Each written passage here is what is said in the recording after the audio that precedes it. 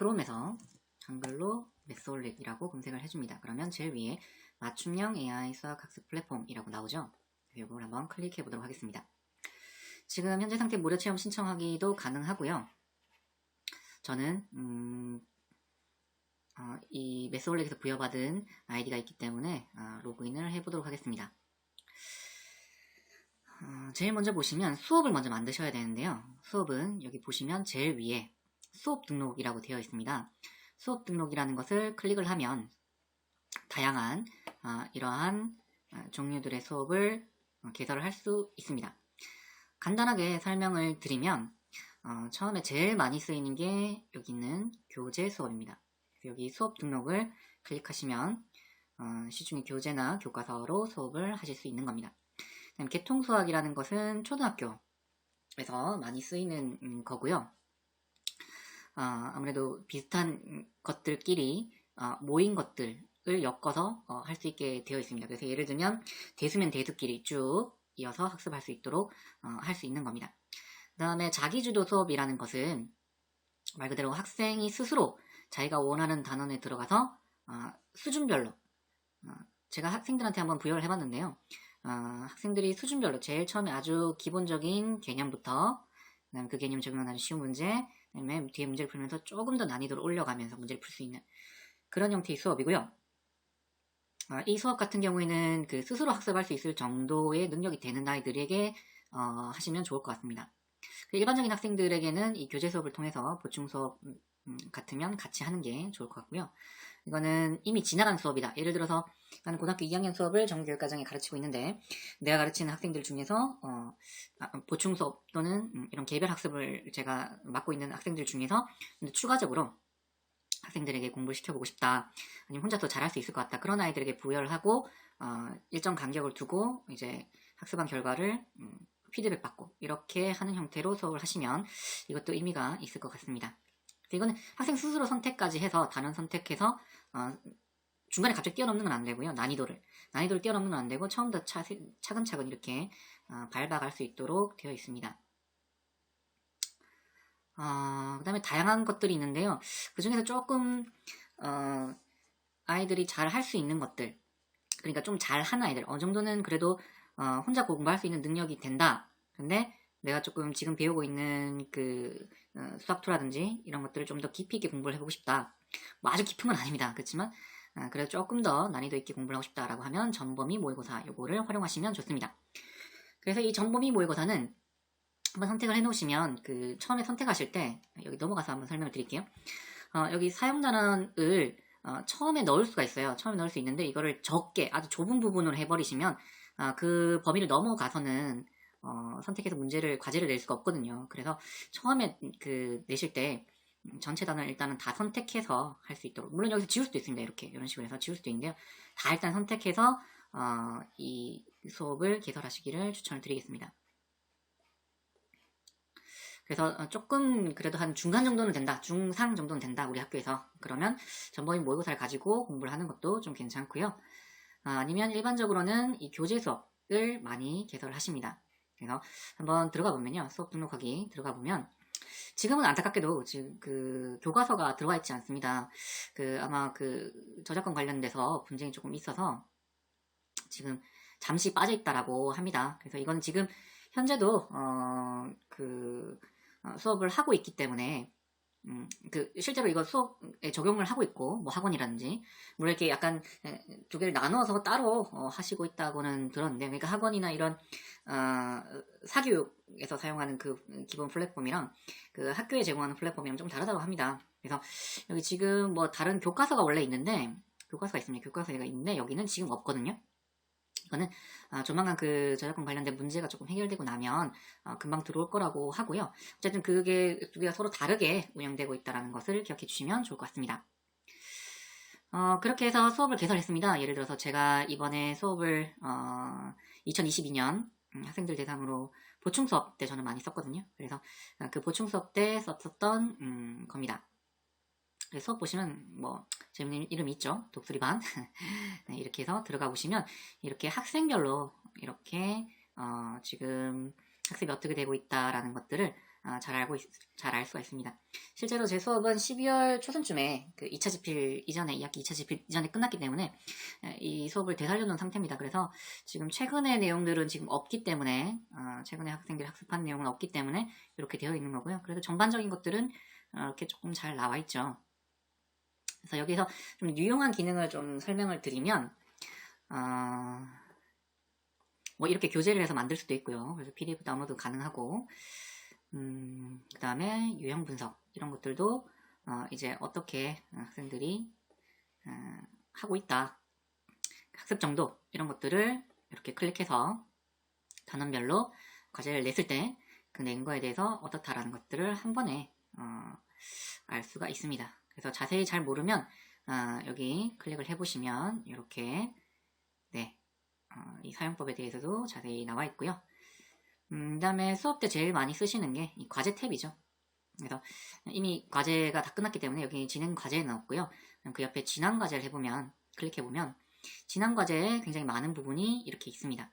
그래서 여기를 보시면 제 기능에서 제가 제일 많이 썼던 게 기능인데요. 여기서 이제 그 결과 버튼을 눌러보면 제출 결과 정보표가 있는데 차례대로 한번 클릭을 해볼게요.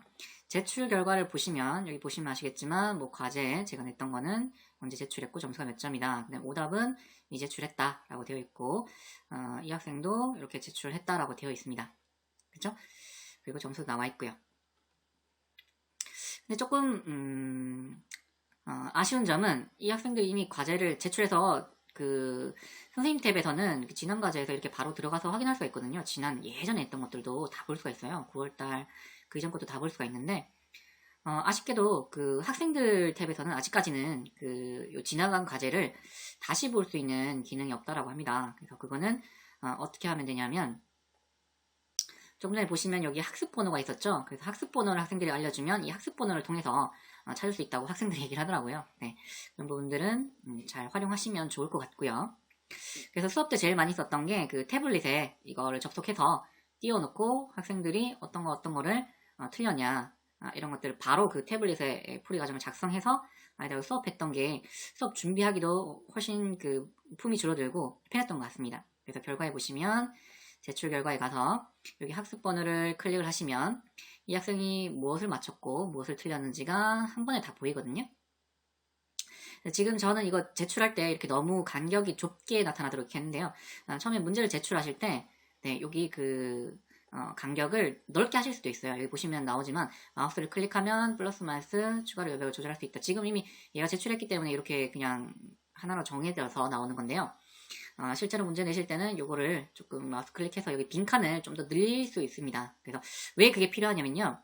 학생들이 그 온라인에서만 푸는 게 아니고 사실 수업할 때는 아직까지도 그 오프라인 종이, 그러니까 종이에 프린트된 학습지를 더 선호하더라고요. 그래서 그런 측면에서는 이 그 종이를 주는 게 학생들이 조금 더 익숙해 하는 것 같습니다. 아직까지는 물론 학교에는 저희 학교에도 지금 고등학교 2학년 같은 경우에는 이 태블릿이 다 개인 태블릿이 다 배부가 되어 있습니다. 그렇지만 학생들은 아직도 그 적응해 나가는 단계이기 때문에 이 종이 프린팅을 하는 게 좋거든요. 그래서 이 간격도 문제를 만드실 때 조절할 수 있으니까 그걸 활용해서 좀 더 뭐 한 장에 한 4문제 정도나 뭐 5문제, 풀이가 적으면 한 5문제 이렇게 적게 들어갈 수 있도록 하면 아무래도 나중에 그 종이 프린팅물로 학생들에게 줬을 때 틀린 문제에 대한 풀이 과정을 작성할 때 굉장히 유용할 것이라고 생각이 듭니다. 그래서 이렇게 수업을 많이 했었고요. 보시면 아시겠지만 과제를 항상 제출을 먼저 수업 일주일 전에 제시를 하고 그 다음에 그 수업이 끝나고 나서 틀린 문제에 대한 오답 문제를 쓸 수 있도록 풀 수 있도록 제가 과제를 2개 항상 아이들에게 제출해 주었습니다. 그래서 여기 보시면 아시겠지만 과제 만들기에서 오답 과제라는 부분이 있거든요. 그래서 이 오답 과제를 한번 클릭을 해보면 이렇게 단원을 선택해서 할 수가 있습니다. 예를 들어서 제가 냈던 게 여기 보시면 방정식과 부등식의 활용 외 1단원이라고 되어 있는데 단원은 여기 보시면 더 나오거든요. 방정식과 부등식 2, 3, 4, 2, 3, 5잖아요. 그래서 오답 과제에서 2, 3, 4, 2, 3, 5 2, 3, 4, 2, 3, 5 이렇게 2개를 클릭하신 다음에 다음을 누르시고 그 다음에 여기 난이도에 대해서도 지금 사용해 보시는 선생님들이 좀 얘기가 많아요. 근데 어쨌든 이것들 중에서 이렇게 원하는 대로 선택을 해서 하면 되는데요. 사실 팁을 좀 드리자면 실력 하나, 중이나 하나, 심화 하나 요 단계가 사실은 조금 구분이 명확히 안 갈 때가 있고요. 네. 그리고 개념과 기본에서요. 기본에서 어떤 것들은 증명 문제가 기본이라고 해서 증명 문제 빈칸 넣기를 이제 기본을 넣어놓은 게 있는데요. 그런 것들을 이제 학생들이 어려워하더라고요. 그런 것들은 조금 더 쉽더라도 조금 다른 그 난이도를 좀 바꿔주시면 좋을 것 같다라는 생각이 듭니다. 그래서 어쨌든 여기서 중요한 거는 선생님들이 활용하실 때 이것들을 선생님들이 직접 한 번 더 걸르셔야 돼요. 그래서 예를 들어서 개념하고 기본을 한다라고 했을 때 뭐 여기 보시면 종류도 오답 문제만 낼 수도 있고 오답 유사 문제만 낼 수도 있고 그러니까 오답 문제는 과제를 제출한 것 중에서 틀린 문제들만 모아두는 거예요. 한 번 더 풀어봐라 이거죠.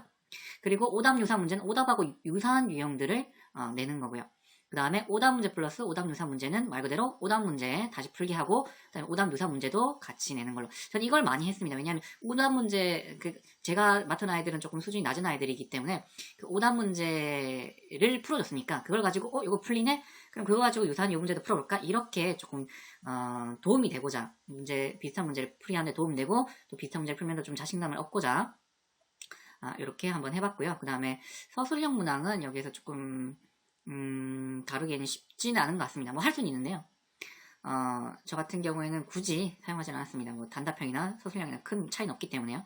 문제도 여기 보시면 그 제한이 있어요. 문제수가 제한이 있고 그다음에 과제 기간도 보면요. 이 과제 기간이 이게 굉장히 유용하더라고요. 그래서 저는 그 일주일에 한 번씩 보충 수업을 했기 때문에 일주일에 뭐 한 이틀에 한 번 정도 이렇게 해서 짧게 한 5문제 이런 식으로 문제수를 줄이고 과제 기간을 짧게 부여하면 학생들이 조금 더 그 분산해서 공부를 하더라고요. 그래서 저같이 이렇게 보충 수업을 하는 수업의 텀이 길 때 이럴 때는 이 과제 기간과 문제수를 적당히 조절하셔서 하시면 좋다라는 것을 말씀드립니다. 그래서 예를 들어서 뭐 한 10문제